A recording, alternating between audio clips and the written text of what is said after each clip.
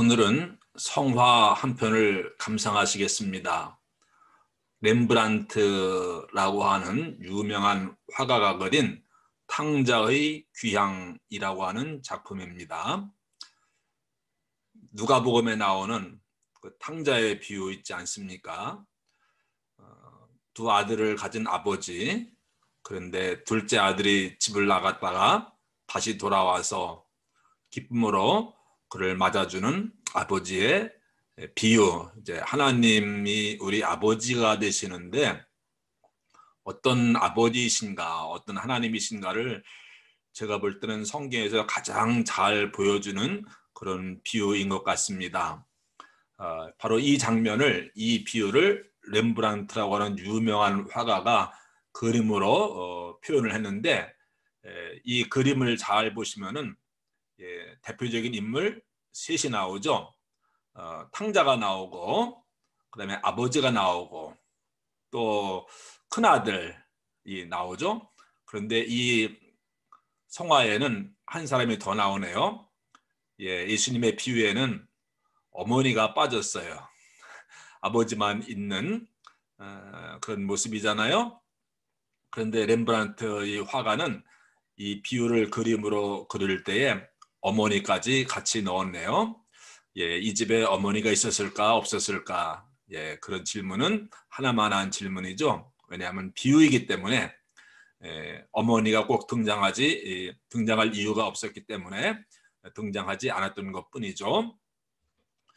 이제 탕자를 잘 보시기 바랍니다. 탕자는 아버지의 품에 얼굴을 묻고 있습니다. 그 뒷모습만 나오죠. 그런데 머리가 완전히 빡빡입니다. 그리고 무릎을 꿇고 있어요. 또 옷도 다 낡았고, 또 한쪽 발에는 신발이 아예 없네요.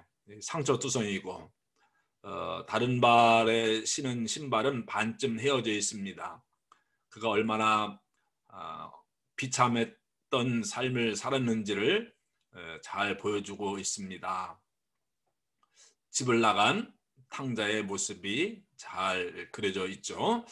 또 아버지의 모습은 어떤 모습으로 그렸습니까? 황금빛의 옷을 입고 또 붉은 망토를 두르고 있네요. 그리고 돌아온 탕자를 어루만지고 있습니다. 또 눈은 지그시 감고 있고, 또 밝은 빛으로 이렇게 강조된 가운데 아버지의 어깨에 걸쳐져 있는 그 붉은 망토 있잖아요. 그것은 하나님의 은혜와 자비로움의 날개로 포근하게 품고 있는 그런 형상을 나타내고 있습니다. 또 아버지의 인자한 얼굴 모습 잘 나타내고 있죠. 수염도 그려져 있고, 예수님의 비유에 나오는 아버지가 여기서는 늙은 아버지 모습으로 그려져 있네요. 또 그 옆에는 큰아들이 보입니다. 근데 이 큰아들은 아버지로부터 멀리 떨어져 있습니다. 지금 못마땅한 거예요. 그리고 눈을 잘 보시면은 물끄러미 높은 데서 아래로 내려다보는 그런 표정입니다. 얼굴에는 전혀 기쁨이 없고 표정도 없고 또 꼿꼿하게 서 있습니다. 불만으로 가득 차 있는 것이죠. 근데 이 그림에서 보면 큰 아들은 작은 아들보다 훨씬 아버지를 닮은 모습으로 표현되어 있습니다. 아버지나 큰 아들이나 둘 다 수염을 길렀죠. 또 붉은 겉옷을 걸치고 있고, 또 아버지는 작은 아들을 향해서 몸을 굽히고 있는데 반면에 큰 아들은 꼿꼿하게 서 있습니다. 대조적인 모습으로 그리고 있네요. 그리고 이제 어머니가 나오는데 엑스트라로 이 그림에서도 어떤 역할도 하지 않은 것으로 이렇게 배우의 인물로 이렇게 그려져 있네요. 근데 이 그림을 볼 때 가장 눈에 띄는 것은 아들을 포옹하고 있는 그 아버지의 손입니다. 아들을 포옹하고 있는 아버지의 손을 잘 보세요. 화면에 그림을 보세요. 이상하지 않습니까? 두 손이 달라요. 한 사람의 손이 아닙니다. 그렇죠. 하나는 여자의 손이고 하나는 남자의 손입니다. 그러니까는 하나는 아버지의 손이라고 한다면 하나는 어머니의 손이라고 모습이라고 할 수 있을 것 같습니다. 네, 왜 이상하게 이런 모습으로 그렸을까요? 어머니 같으신 하나님 아버지, 저는 그런 표현을 오늘 하고 싶습니다. 오늘 말씀의 제목도 이제 어머니 같으신 하나님 아버지. 우리가 계속 하나님 아버지에 대해서 지난주 설교부터 말씀을 듣고 있는데 아버지이지만은 어머니 같으신 아버지가다, 그런 말씀을 오늘 드리고 싶은 겁니다. 오른손은 보면은 매우 곱고 부드럽습니다. 또 손가락들이 모아져 있죠. 그리고 이 손은 아들의 등 뒤에 부드럽게 얹혀져 있습니다. 누가 봐도 여자의 손이고 또 어머니의 손이 아니겠습니까? 참 인상적입니다. 아버지인데 어머니의 손으로 아들을 보다듬고 있는 그런 모습.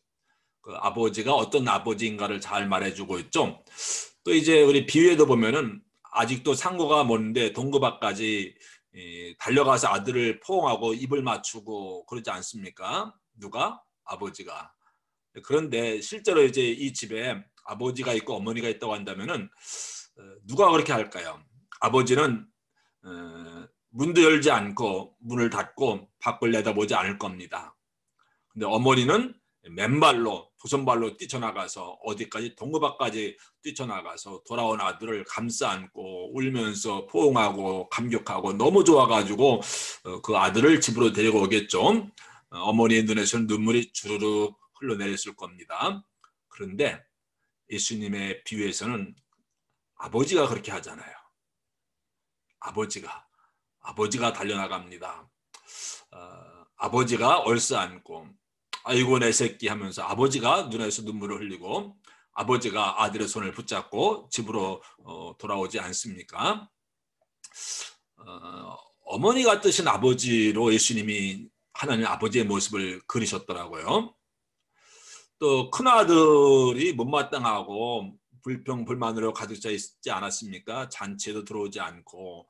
그런데 이제 아버지가 가서 큰아들을 달래고 그래도 네 동생이 돌아오지 않았느냐, 그래도 내 동생이 아니냐, 동생 용서하고 받아주자, 이제 같이 행복하게 잘 살자. 집에 어머니가 있고 아버지가 있고 두 아들이 있다고 할 때 누가 그렇게 이야기하겠습니까?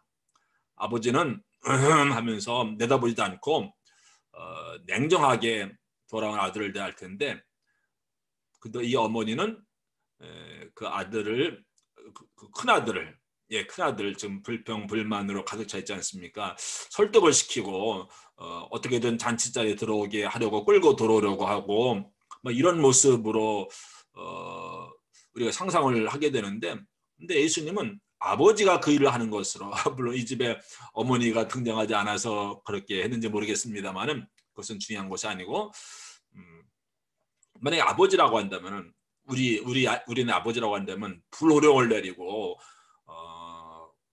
빨리 들어오라고 명령을 하고 막 그 큰아들에게 화를 낼 것입니다.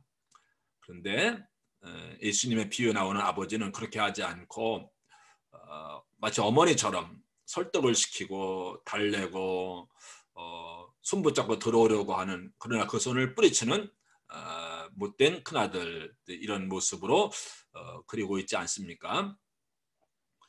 어머니 같으신 아버지의 모습을 또 한번 보게 되는 거예요. 또 둘째 아들이 나간다고 했을 때 아버지는 불호령을 내렸을 겁니다. 다시는 돌아오지 말라고.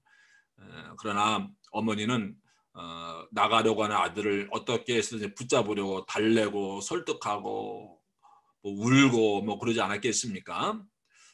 그런데 그 일을 예수님의 비유에서는 누가 합니까? 아버지가 해요. 아버지가 달래기도 하고 설득하기도 하고, 그럼에도 불구하고 뿌리치고 나가지 않았습니까? 어떤 미국 교회에서 바로 이 탕자의 비유를 가지고 연극을 하게 되었어요.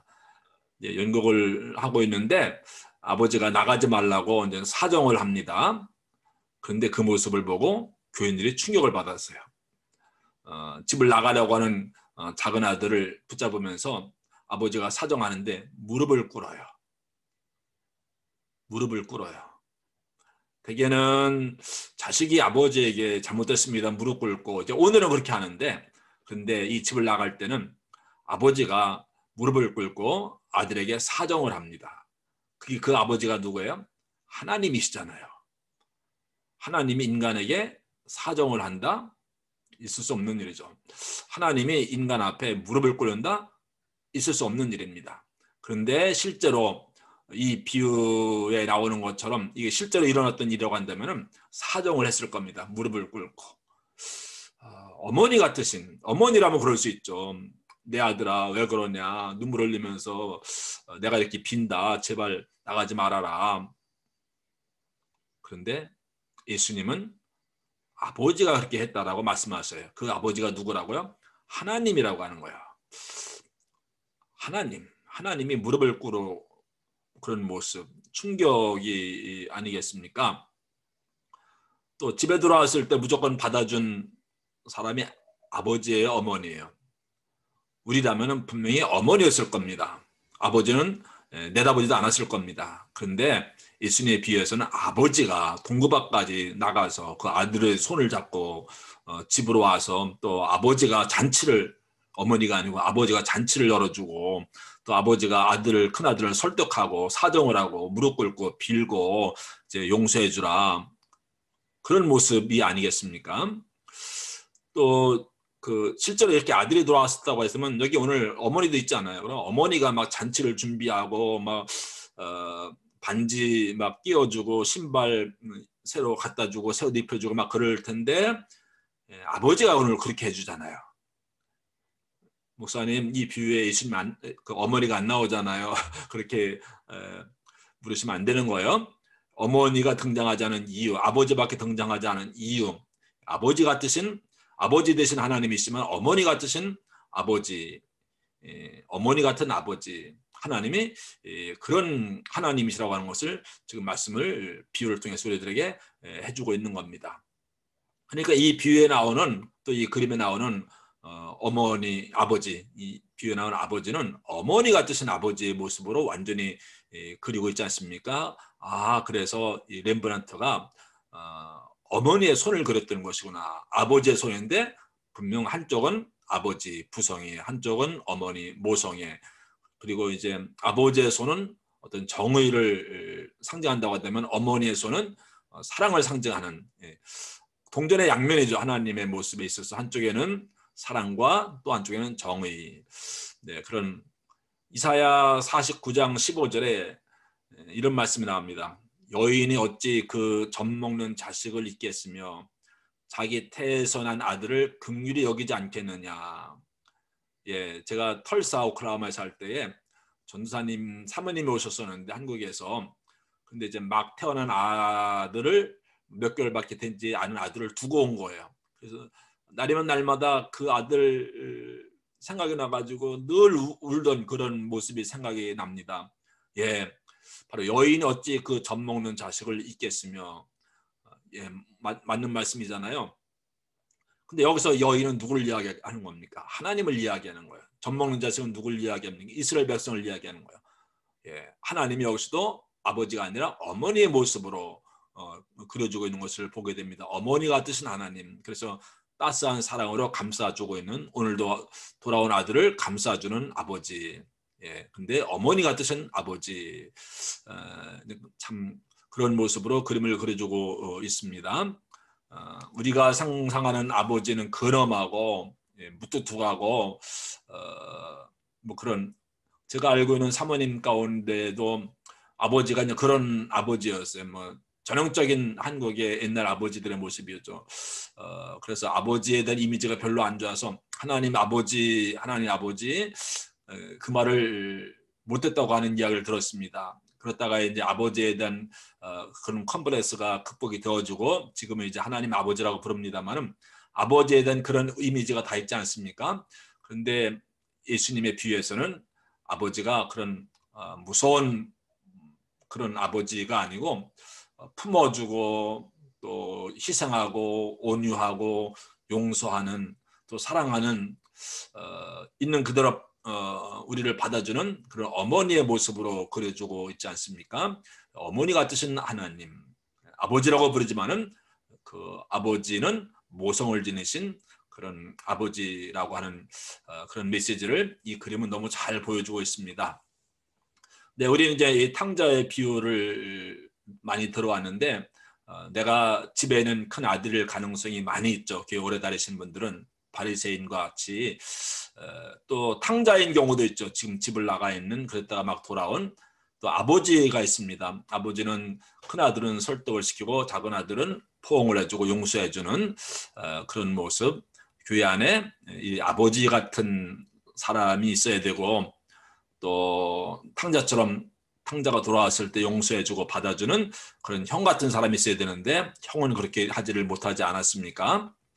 예, 이제 이 비유에 나오는 아버지, 어머니가 뜻은 아버지 그런 모습으로 우리가 탕자들을 받아주고 또 큰아들, 집에 있는 탕자라고 할 수 있죠. 또 큰아들은 또 설득을 시키고 그래서 두 아들이 화해를 해서 화목하게 지낼 수 있도록 그런 역할을 우리 가정에서 아버지 역할을 또 교회에서 아버지 역할을 또 이 사회에서도 그런 아버지 역할을 할 수 있는 정말로 어머니를 닮은 아버지와 같은 그런 저와 여러분 될 수 있게 되기를 주님의 이름으로 축복합니다.